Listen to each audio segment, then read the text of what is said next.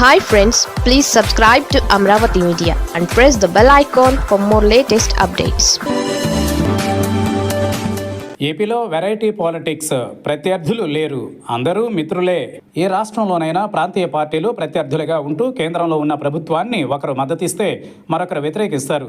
కానీ ఏపీ రాజకీయాల తీరు వేరు.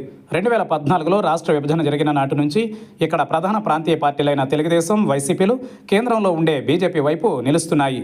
2014 ఎన్నికలలో టీడీపీ నేరుగా బీజేపీతో పొత్తు పెట్టుకుని రాష్ట్రంలో అధికారంలోకి వచ్చింది. అదే సమయంలో ప్రతిపక్షంగా ఉన్న వైసీపీ కూడా కేంద్రంలో ఉన్న బీజేపీకి అనేక సందర్భాలలో మద్దతుగా నిలిచింది. ఇక నాడు ప్రారంభమైన దోస్తీ నేటి వరకు కొనసాగుతూనే ఉంది.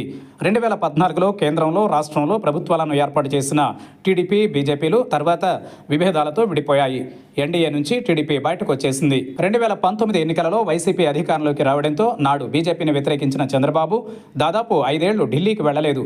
2019 ఎన్నికల ఫలితాల తరువాత బీజేపీ పట్ల టీడీపీ సాఫ్ట్ కార్నర్గా వ్యవహరిస్తూ వచ్చింది.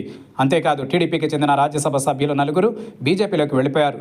ఇక అప్పటి నుంచి నాడు అధికారంలో ఉన్న వైసీపీ, ప్రతిపక్షంలో ఉన్న టీడీపీ కూడా కేంద్రంలో అధికారంలో ఉన్న బీజేపీకి మద్దతిస్తూ వస్తోంది.